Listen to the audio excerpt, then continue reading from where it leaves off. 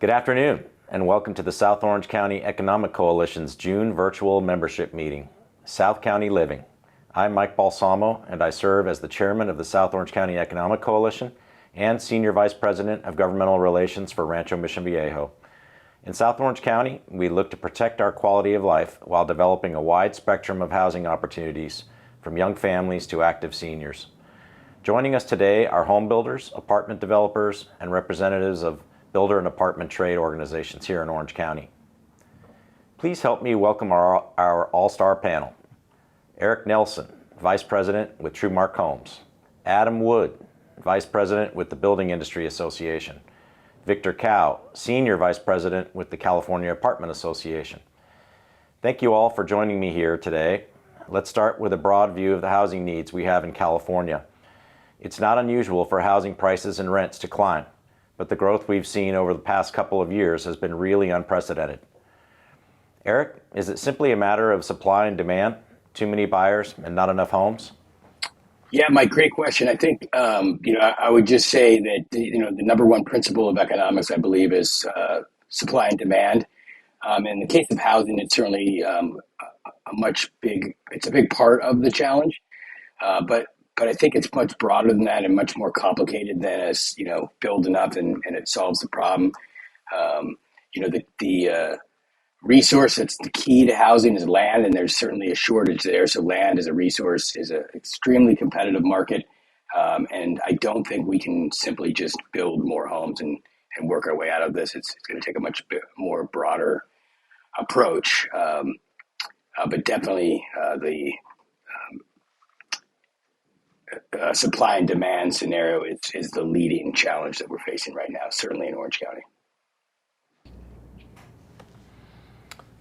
Thank you. Adam, your perspective? Yeah, thank you. Yeah, of course, I agree with what Eric is saying. It's incredibly nuanced. Over the last 40 years, we haven't really seen production numbers match the population for the state of California. And it's only as complicated as that when you boil it down, that we needed to be producing more homes for decades, and we haven't met that necessity. And I think we'll get into it as this conversation unfolds, but there's a lot of state level policies that have been put into effect that have actually restricted our ability to access some of that land and keep up with the demand and build the kind of supply that folks are looking for to meet what the millennial market wants these days. So there's a lot of challenges ahead of us, but again, like Eric said, we do numbers tell the whole story, and we have not hit the numbers of production that we needed. That makes sense. Victor, how about you? Yeah, I would agree that supply and demand is one of the major components of our housing challenges across the state. I would say even across the country. In Orange County, we're looking at a 2.4% vacancy rate in apartments alone. When you're talking about apartments being 97, 98% full, there's a lot of competition amongst other renters. I think the consensus amongst urban planners, policymakers, builders, you want to target that 5% vacancy rate so that there's turnover. Construction starts are down. The regulatory environment is very difficult. So the cost to develop apartments will translate into higher rents. And lastly, it's going to take a number of different tools to resolve these housing challenges. Even when buyers had access to capital vis-a-vis lower interest rates, that more buying power eventually trickled down into higher prices as well. The market adjusts to the realities of the different realities that are happening within our market. So it mainly has to deal with supply and demand and regulatory issues. Eric, the Orange County Register recently profiled a couple of projects that Trumark has, one in Mission Viejo and one in Irvine. Can you please give us some insight on what it's like building in a one-off scenario or an infill scenario versus a master plan community scenario? Thank you. Yeah, great question, Mike. I think it's these two projects are so different and unique in almost every way. It's really a great question, and I'll try to sum it up quickly. But when you look at the project in Mission Viejo, it's 91 units. It's a one-off project, I would call it, not located in a master plan. Very high risk project from a political standpoint and a processing standpoint. A complicated development. It's on a hillside. If you've driven by there, you know what I'm talking about. It was originally owned by Saddleback Church. It had hyper local issues attached to it. And then you go to the flip side and look at our project in the Great Park. The difference there is a lot of certainty, which drives down risk. It's super competitive space, meaning we compete with all the other builders for purchasing those available planning areas, which also means a lower return. However, it's amenity rich, and it really is a unique place for us. It's the first time we've built in the Great Park, and it's something we're certainly very proud of. Being able to build in the Great Park, and any of the major master plans in Orange County, Rancho, Mission Viejo being the other, are great stable places for us to build, and provide us certainty that we're going to actually be able to produce housing in the future. Where you look at a project like Mission Viejo, and while that one was relatively straightforward, any project that has significant land entitlements comes with a lot of political risk and a lot of uncertainty. And for a company that has to plan for the future, that's pretty difficult. Hopefully that answered your question. Yes, it did. I guess for your company like yours, it's important to have a mix of different types of housing opportunities, sort of diversify, what you're doing in terms of business planning. Does that make sense? Absolutely. Yeah. We, as a company, we started, 30 plus years ago doing land development only. And so we weren't building homes. And in the 2008, we started our home building division, and have always tried to get into the master plan communities because they provide a level of certainty and diversity in our portfolio. While we still we're doing land use entitlements and building, we really wanted to have that stable product line. And up until recently, we weren't able to be competitive enough, but we had an infusion of capital, and that's made it a lot easier for us to compete against the public builders. And it's really important to our business plan. Victor, we're going to switch gears to apartments now. And, in Southern California, we're seeing more and more apartment development. It's taking a larger share of the market over time. Can you explain why that is? And then maybe go more of a deeper dive on Orange County, South Orange County, and how apartments are changing the environment there. Thanks, Mike. I think we've seen apartment development grow substantially over the past 12 or more years. To put things into perspective, though, you'll only find that apartments only make up 33% of the entire housing stock in Orange County. So amongst over 1 million homes that are in Orange County, there are roughly 300,000, 350,000 apartments. There is a slowdown in new starts for apartments. Over the last couple of years, there's a lot of uncertainty in the market. And aside from that, there's limited space to build these days. Specifically in South Orange County, it's beautifully planned, master planned, but there are opportunities to build known as infill development. We're going to see that it's a dominant part of the new construction starts because there's really nothing else that we can build. When it comes to changing the character of South Orange County, I think it's a value add. When you look at it, we're talking about, actually having downtown or a common interest area for people to gather. It means that there's a market for enough areas to make these areas more walkable. It provides the only pathway for housing younger workers. And for those younger workers, it represents mobility, the ability that they're not tied down to any one particular location. We'd hope that they'd fall in love with South Orange County. But nonetheless, if they need to move around the country for work, then they can do that. Interesting. So it sounds like you're saying that the choice for apartments among millennials and Gen Y perhaps it's an intentional thing, not just an interim situation for some of these folks. Is that a fair characterization? Yeah, I think for any business owner, as they're identifying who their buyer is, you're really building a product for the buyer. So when we talk about different trends in the industry, you know, I think the appeal of South Orange County is that it's really paradise. There's tranquility, safety, access to the best beaches in the world. There is proximity to job centers. Um, but at the same time, something that would, characterize these are broad stereotypes about South Orange County, but um, South Orange County could feel neglected about the more exciting retail and nightlife experiences that you find in metro areas like San Diego or, dare I say, Los Angeles. Um, but for nearly everyone, apartment means independence and freedom. You can move around if you have jobs. We're really building the product for the buyer. And when you look into some of these, especially these newer apartments, you find that there are lots of amenities. You're talking about, saltwater pools, rooftop lounges with grills. It's a place for entertaining. You have wine bars, and in some places you have game rooms with billiards, yard games, shuffleboard, golf simulators, and bowling. It really encapsulates, I think, the paradise that is in South Orange County and gives people more opportunities. Right, sounds almost like resort living. It's pretty cool. So Exactly. yeah, Adam. Switching gears, Victor kind of touched on it. Land availability is challenging. It's hard to get projects that have density approved, whether they're for sale projects or rental projects.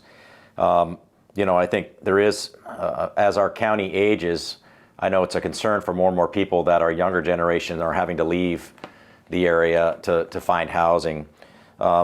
Maybe you can touch on why that's happening and what are some of the challenges that the industry is facing to providing housing.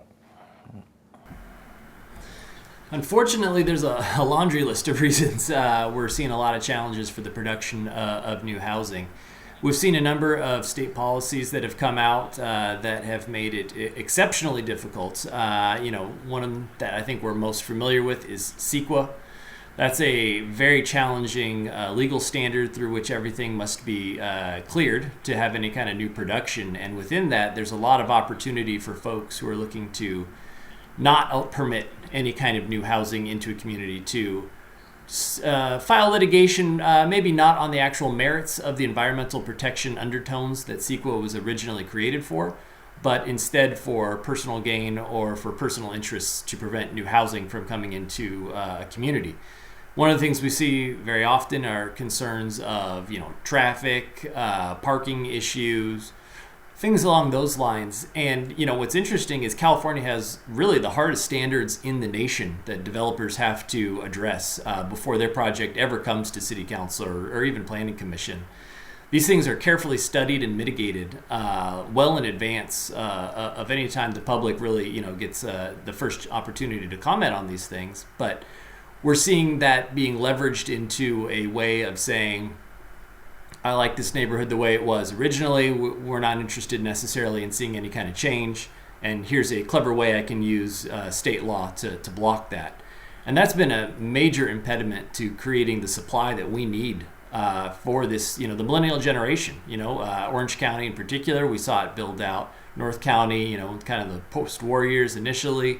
South County took off much more recently than that.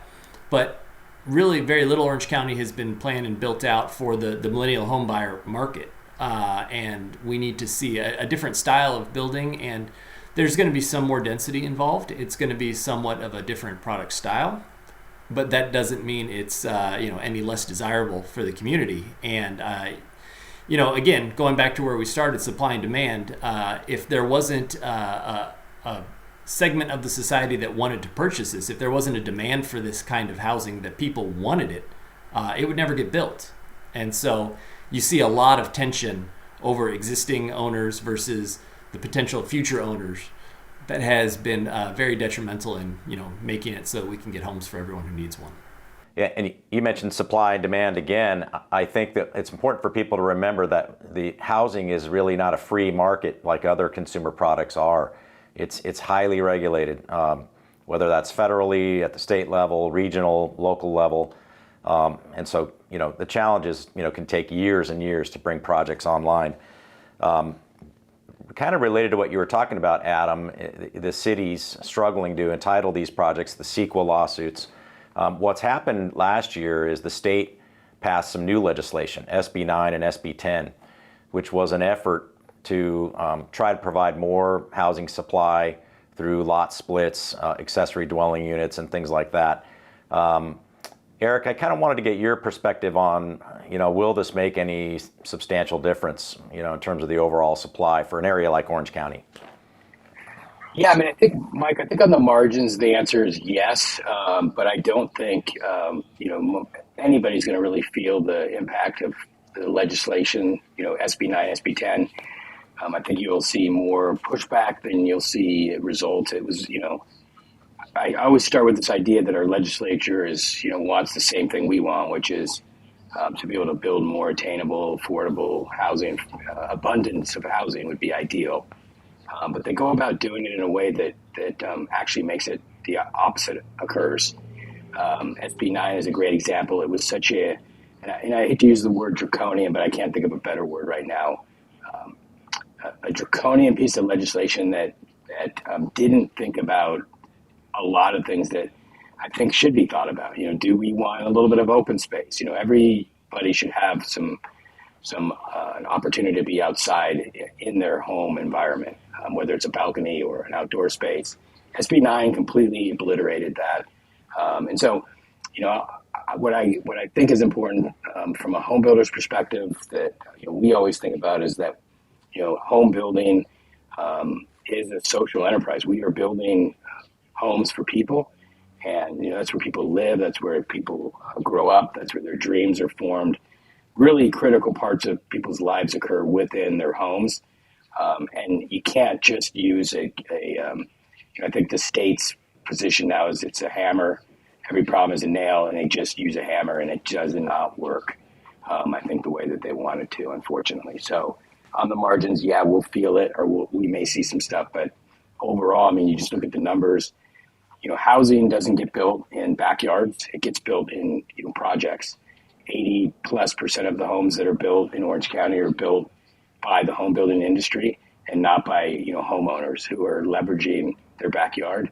And that's really what SB 9 was intended to do, is leverage the backyard. And frankly, it's a complicated building space for anybody. But when you add a homeowner to the list, because SB 9 had homeowner restrictions, it becomes almost an impossible outcome. I agree with you. I don't think we're going to see, significant impact from, in terms of volume, from that legislation. Switching gears a little bit to greenfield development as a topic and kind of building on the edges in California, which, basically the big areas left are the Inland Empire and the Central Valley, that are opportunities for new housing. But there's new regulation related to something called green print, vehicle miles traveled legislation by the state. To an effect, the state transportation policies are changing that make it harder to do greenfield. So maybe all three of the panelists, give us some perspectives on will we be able to continue development patterns in the way we have historically here in California. I do think it's, for perspective standpoint, less than 10% of the state is actually physically developed the way things are today. So again, perception is everything. So Eric, maybe you go first on that. Yeah, I guess I go first. Or Adam. Sorry. Adam's going to go first. I'm sorry. Thanks, Mike. Yeah, no, I mean, this is one of my favorite topics to talk about because it's absolutely wild what the state of California is doing, the policies that we're seeing pushed out through both legislation and regulatory agencies up there at the state level, where it's not really even subtle anymore. The policy of California is that we're not going to have any more greenfield development. This is largely couched under a narrative of we're either A, built out, or B, we have to protect the environment. But it's a fascinating thing to really do the homework on because, Mike, like you were saying, less than 10% of the state has been developed. So we've got plenty of land out there that we could still access. The idea of concentrating everything into only infill and stopping all this kind of greenfield, supply and demand. That's definitely the story of the day. There are still folks who want to have that single family standalone home. If you don't build it in California, they might move to Texas or Arizona, Nevada, somewhere else like that to go ahead and purchase that.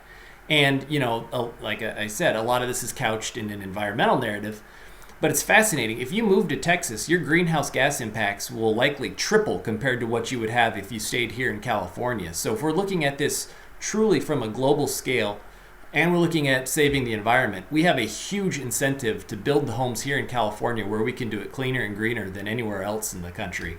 But our policies don't reflect that or recognize that. They see what amounts to a depopulation of the state as some sort of net win, when in fact it's significantly worse for the environment. Wow, interesting. Our other panelists, would you like to tag on to that at all? Yeah, I think Mike Adam hit really on the key issues, which is that by eliminating or severely limiting our ability to build, in the green field development, which really means Inland Empire, specifically some parts of San Diego. Those areas, provide the most affordable housing that we could build today, because in any one of these markets, land is one of the primary drivers of the final cost of housing, and land is extremely cheap in the Inland Empire when you compare it to LA County, Orange County, and even some of the built out parts of San Bernardino and Riverside County. And by limiting our ability to build there vis-a-vis VMT requirements, wildland interface type issues, what we end up doing is we take that housing stock out of the housing continuum because we're not allowed to build it. And so it is a fundamental problem with the way that we've approached planning, from a regional perspective and even on a statewide basis. And it's actually having a really dramatic effect on our ability to build the homes that we all want to build and the homes that people want to buy.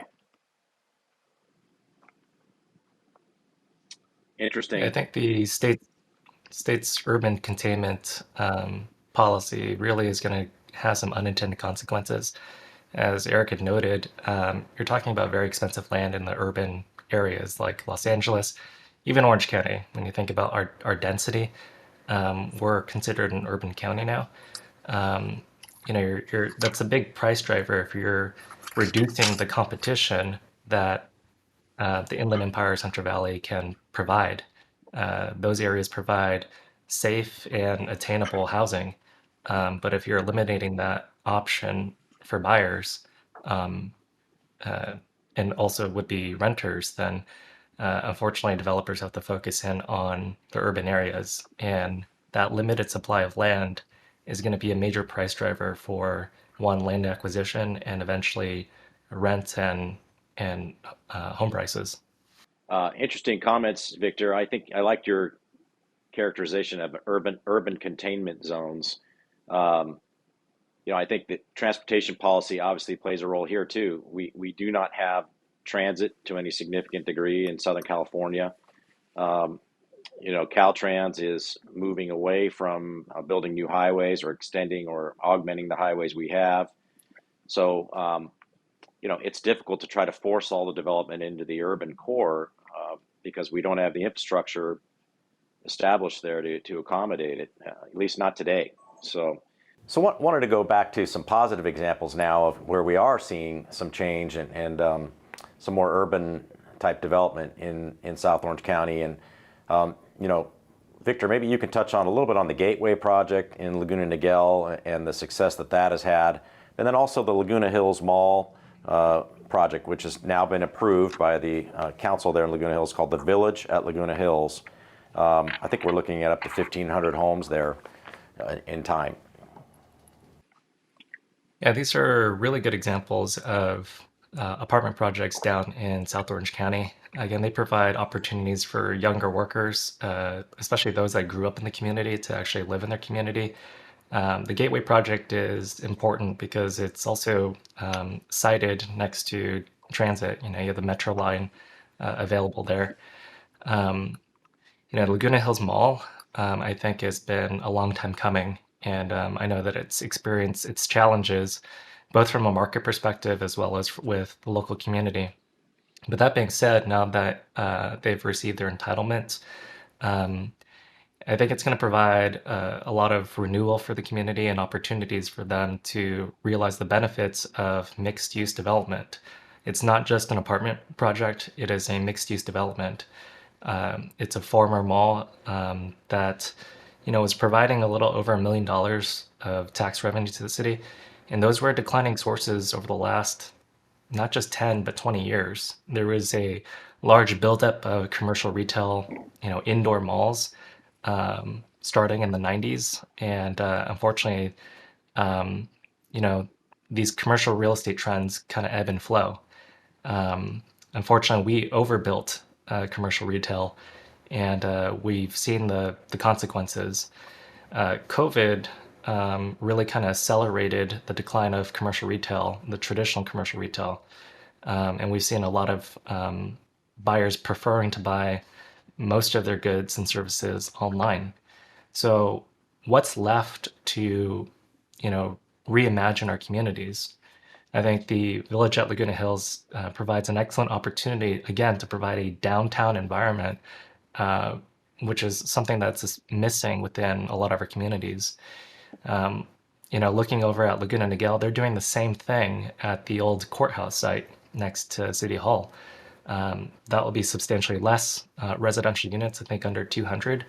But nonetheless, I think the city's done a good job of communicating to the developer, this is what we think our community needs. And the developer has been able to meet them and in providing common spaces, gathering spaces, public venue spaces, as well as the boutique restaurant and commercial retail that they're looking for, as well as providing housing opportunities for the community. And you see this in small bright spots all throughout South Orange County.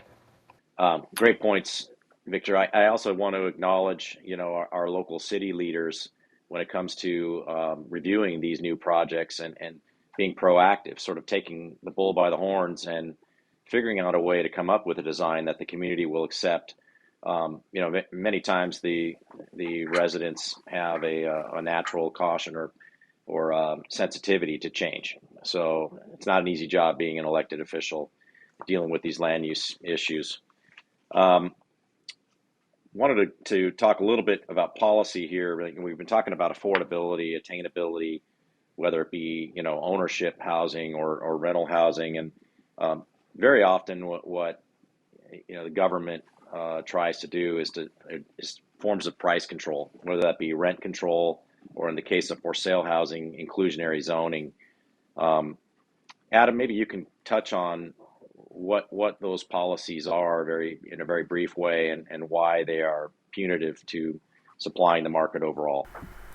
Yeah, one of the things we work on quite often, we see these inclusionary zoning policies, and it's really a barrier to production. It is, really, it's a way to ensure less supply gets built and ultimately push costs up higher for consumers than it is a tool to actually produce affordable housing across the county.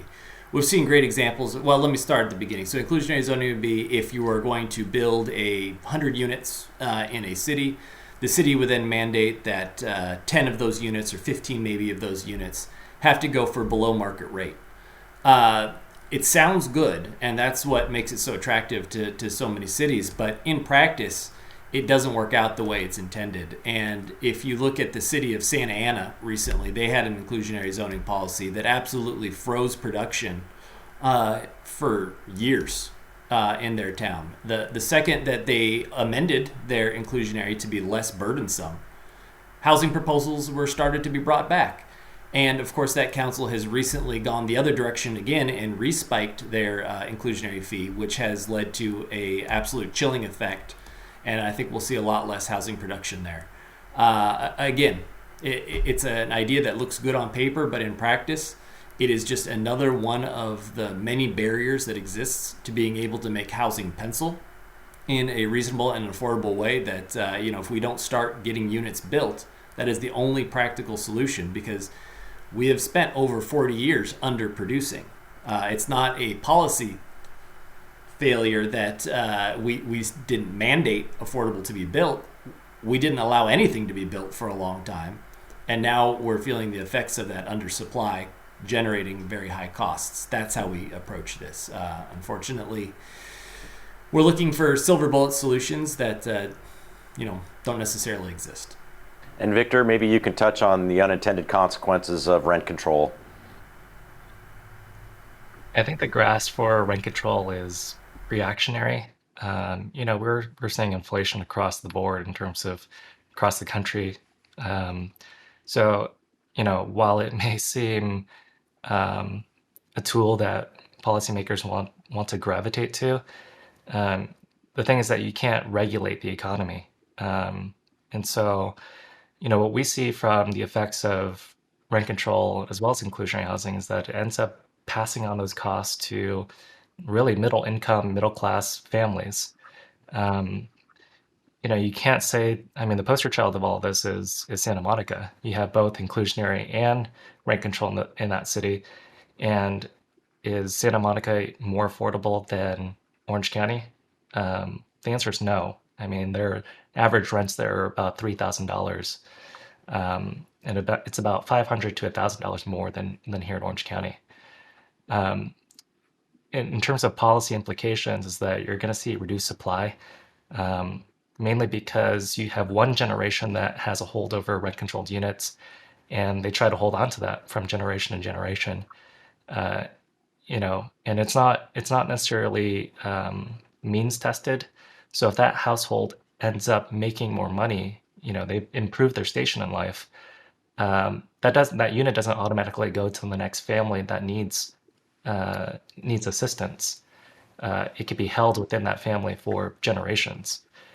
But moreover, there's a disincentive for apartment developers or even any home builder to build in those communities if they're not getting the returns that they can get elsewhere, like in Texas, urban areas of Texas, or even other Sunbelt states. But lastly, it's a violation of property rights. I mean, some cities like Oakland have interpreted it to regulate single-family home rentals. So imagine the impact on a retiree that is house poor.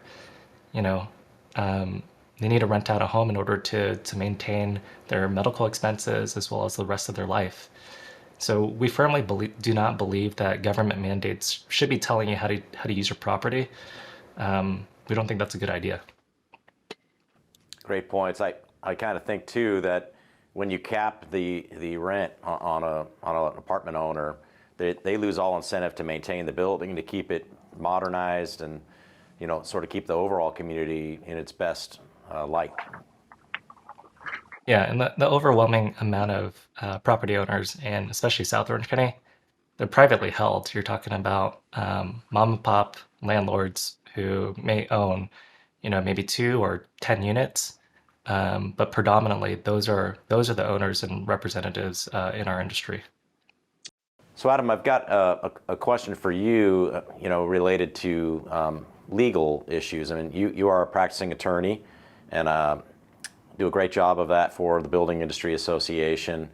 In your experience, maybe give us a couple of examples of, development proposals that have gotten tied up in litigation, and what kind of time frame that adds to, ever seeing the units get built on the ground, and then maybe some strategies about how a community or city and the developer can work together ahead of time to maybe try to avoid that scenario to the greatest degree possible. Because I do think that CEQA litigation, as you mentioned early on, it's absolutely one of the reasons that supply is limited in Southern California. Yeah, excellent points. The litigation threat in California is honestly out of control. Something you mentioned, I think, a little bit earlier in our conversation was something called green print. That's something that SCAG is working on, and what it will do is it will radically expand the amount of litigation exposure that exists for new developments all across the Southern California region. And it goes back to what Eric had said, predictability. If you have a high risk of litigation, litigation is extremely unpredictable process. It takes years to resolve even the simplest of questions, and it creates incredible costs on any project. And so when you have that uncertainty and a massive costs, and on top of that, a court could rule against you and kill your project after you've incurred all these costs, it makes it very unattractive to pursue any kind of new housing starts in California. And these are all choices that we've made to create this kind of litigation exposure. This doesn't exist in other states. We've created a scenario that is artificially repressing our ability to meet the demands of new housing. We see that, like I said, with Greenprint. Vehicle miles traveled standard is going to be an area ripe for litigation. The California Air Resources Board has just released a scoping plan that's going to have very dramatic impacts. Wildfire legislation that's been released. There's a Senate Bill 12, which was thankfully stopped just recently, but we've seen any number of policies that up legal exposure in a way that ultimately removes kind of the local land use authority even of the cities, in that the state's coming in and creating litigation barriers that are so high that even if you as a city have identified an area that would be prime for development or new housing, the state's litigation exposure has now made it economically infeasible. And that's what we're seeing from multiple fronts at the moment. That's making things exceptionally difficult to do. And how do you get out in front of that stuff? It's not easy. I wish there were kind of a silver bullet answer we could turn to and say this is how we're going to do it. We need wholesale regulatory reform in California, but in the short term, it really comes down to a developer's ability to start community outreach early and often, get a lot of buy-in from the community on where they want to go. Victor's mentioned the amenities that some of these new developments have are incredible, absolutely incredible. It's bringing it truly resorts into the community. It's a huge benefit. It's a win for everyone. It brings in folks who are going to spend a lot more sales tax in the community. It's going to benefit everyone. And it's communicating that message to say, I understand that it may be a change to put new housing in, but there is a laundry list of benefits that your community will reap from having some new neighbors. And I think that, unfortunately, is our first and best step until we can get some changes up there at the state level that remove some of these hurdles to comprehensive housing production. Eric, I see you nodding. Do you want to add on to Adam's response there? Yeah, I mean, great question. And I think Adam touched on it in a really good way. Outreach is such an important part of the process when new housing approvals are required, especially those that require discretion at the local level. It is often that projects that could be beneficial to the city are tied up in litigation, using things like CEQA as a kind of a way into the kicking in the door, so to speak, to challenge a project that somebody doesn't like, using an environmental issue as the cause. And you can absolutely have some dramatic impact reducing that risk by doing outreach and spending time in the community, and making sure that what you're bringing to the local municipality is something that is, balanced. I think, as developers, we often get a bad rap for being, a bull in the china shop. But in reality, that those developers, that type of development doesn't really exist anymore, at least in Orange County and in most of the built-out communities, because of the stakeholders, with the homeowners and the people that live in those communities will absolutely get in the way. And it's, part of the process of engaging those communities and getting community buy-in. Doesn't mean you'll get everybody in support, but I think, today the way we develop is much different than the way we built even 10, 15 years ago. And that needs to be communicated because it's very easy for the narrative to get taken by opponents and spun in a way that makes it impossible to get local electeds to say yes. And that part of our job is to build consensus, I think. Great. We're going to switch gears now. We've got a question from the public that came in. My name is Marion Butterfield, and I live in Mission Viejo. How are the new water restrictions going to impact future home development? Thank you for that question. And water conservation continues to be a challenge. We're understanding that additional orders may be coming down from the state related to this issue and the drought. To our panelists, do you have any ideas about how housing and the drought that challenge can be overcome? Yeah, I think there's from the development side of the business, we use quite a bit less water today than we did, 20 years ago, 30 years ago, from everything from high efficiency appliances to, limited landscaping, drought tolerant landscaping, and higher density housing, which means, less green space, planted green space. All of those ultimately, drive down water consumption. And in areas like Orange County, where we're redeveloping existing land uses that were built back in a time when grass was abundant and water was easy to get, that's going to have a dramatic impact in a positive way. I think also when you look at South Orange County and our access to water, there's currently a desal plant that's being studied in our local water district, which will provide backup water in the event that our supplies dry up, which I don't think that's in the near future. But being able to plan for the future is good, and there are things in the works that will ensure that we have water going into the future. Yeah, I think I'd add to that Southern California is positioned really well with Metropolitan Water District. They actually have more advanced and larger reservoirs than are available in Northern California, because we've always known in Southern California that water's an issue. None of what's here in Southern California would be here if water was the dominant issue. We've all had to solve for it. Los Angeles, San Diego, Orange County. I think our local water districts, like Santa Margarita Water District, are doing a great job now of being innovative, looking at ways to create more local supply so that we're not totally reliant on either the Colorado River or the Bay Delta water from up north. That's a work in progress, but we're getting there. And like Eric said, our new master plan communities use all drought tolerant landscaping.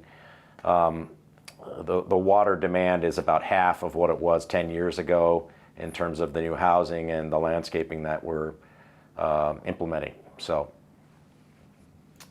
we'll move forward to our next question. And Victor, this one's a little bit pandemic related. The state instituted some rent forgiveness programs during 2020, 2021 as a result of the pandemic. And obviously the lockdowns, the loss of jobs, things that were happening at that time. What's been the impact on the apartment industry from that, and where does it stand now?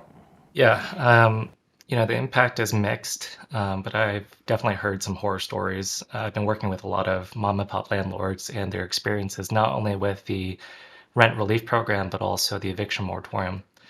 The problem today is that the rent relief programs are really half-baked ideas, and it's been quite a cluster. California was allocated somewhere north of around $5 billion today. After two and a half years, only $3.6 billion has been distributed.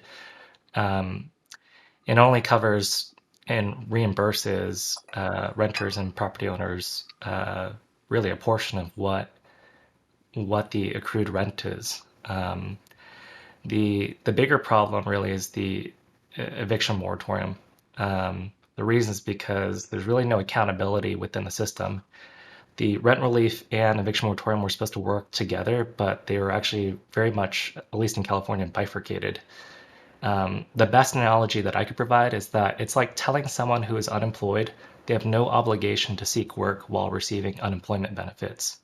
So under this scenario, the government basically told renters, you don't need to pay rent right now, but you're still responsible for it, and here's a program.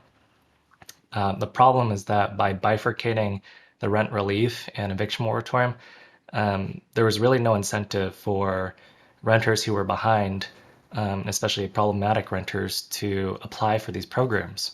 And it was wholly contingent on the renter applying for the program so that owners would get reimbursed. Meanwhile, they're carrying mortgages, insurance, property taxes, and maintenance costs. And by all means, these folks are working full time and dipping into their own savings for the last 2.5 years. The worst circumstance that I'd met with an owner just a couple days ago. He's a single father of 2 kids. He lost his wife a couple years ago. He moved his parents in with him to help, with the day-to-day of raising 2 kids on his own. And in the meantime, they tried to rent out that home. They had a problematic tenant who's abusing and taking advantage of the system, and essentially is not paying them rent and is trying to extort them by using this technique that's called cash for keys. Essentially, he wanted a 5-figure settlement to vacate the home. The government's basically saying this renter can stay put, but they're also fining this property owner roughly $400 a month, and that fine keeps on increasing day by day. This is a person that's already been kicked down, and the government's basically continuing to create these regulatory burdens on him. And he's not the only person that has this type of story. These are very, complex situations, but nonetheless, there are thousands of property owners across the state that are being hurt by the pandemic, and mainly through government-imposed restrictions. While everything else is reopened, businesses, you can go to sports games, schools, the rental housing industry continues to be regulated under COVID-era restrictions. So it's been quite devastating for some property owners. Wow, that's really impactful information. Thanks for sharing, Victor. I think we're getting close to wrapping up here. I guess I'd like to hear from each of you about your ideal scenario for South Orange County, say 10 years from now. What do you visualize for our community in terms of housing? Eric, maybe you go first. Yeah, sure. I mean, first I would say that, planning for the future is extremely difficult. 10 years, it's hard to predict what's going to happen in a week at this point. But I think it's great. I mean, I think the outlook for housing is really good, especially in Orange County. You can look at it from a couple different perspectives. If I look at it from the government's perspective on what we need to do to build enough housing for the future, in Orange County alone, our regional housing needs exceed like 1.4 million units by 2029 need to be built. And if you break that down into South Orange County, I want to say my memory serves me right, is about 15,000 units. That is a lot of units. That's well over 2,000 units per year that we need. The challenge will obviously be, how do we get that many units built? I'm confident we're not building anywhere near that right now. So the outlook, from the development perspective is great. I think as a renter or a homeowner, it's going to continue to be challenging to find attainable, affordable housing in South Orange County, but it's out there. I'm looking forward to see where we are in 10 years. Hopefully I'll be about ready to retire at that point and enjoying my house in South Orange County. So, but I'm very optimistic. I am not a pessimist. I think where we're at today in the market is a small little speed bump, with a hike in long-term rates and interest rates on the mortgages. We're going to see a little bit of a slowdown, but I'm absolutely feel positive about the future of housing and the economy in Orange County. Great. Adam? If I'm looking ahead to the next 10 years or so, I want to put a plug in for Rancho Mission Viejo. We actually got to go down there and take a tour earlier this week, and the diversity and quality of the product that's coming online down there the amenities. I mean, my gosh, if you haven't been down there recently, go and take a look. It's incredible what's coming online and the impact that's going to have on South County over the next 10 years. It's next level. We're incredibly fortunate for that to be moving forward. And again, it's going to be a big win for everyone in South County. It's going to bring more economic activity to the region. It's a big win. I think we're also going to see more things like the Laguna Hills Mall. Some infill opportunities exist throughout, but South County, it's famous as being large master planned communities. It's a plan that works, and we need to build within the ideas of what exists down there. But as long as we have places like RMV pumping out new product and smart infill opportunities, I think the future is very bright for South County. Thanks, Adam. And to our audience out there, we did not pre-plan those remarks. I really appreciate your commentary there, Adam. Thank you very much. So, Victor, how about you?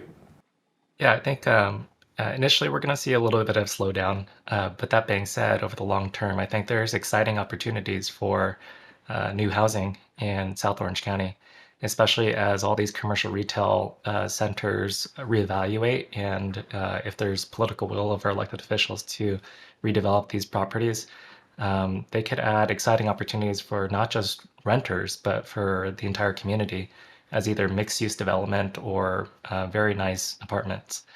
And so there's, again, bright spots at the Laguna Hills. There's bright spots in Laguna Niguel, Dana Point, even Mission Viejo. There's a lot of opportunity here to reinvigorate the community. As we look at reevaluate other opportunities, I think for South Orange County in particular, because it's an older community, both from a product standpoint as well as a population standpoint. There may be some owners, property owners, homeowners that look into developing ADUs or split lots where they can responsibly do that. And inadvertently they become as well, landlords essentially. So it provides them an opportunity for building generational wealth, to provide housing opportunity for either their children or, someone else in the community.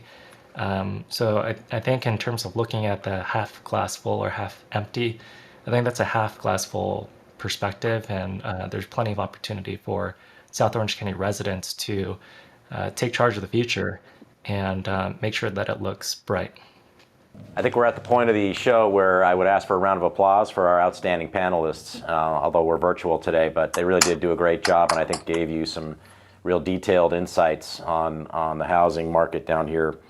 If you'd like to learn more about South Orange County Economic Coalition, simply go to economiccoalition.com. Thank you, and we'll see you at the next event.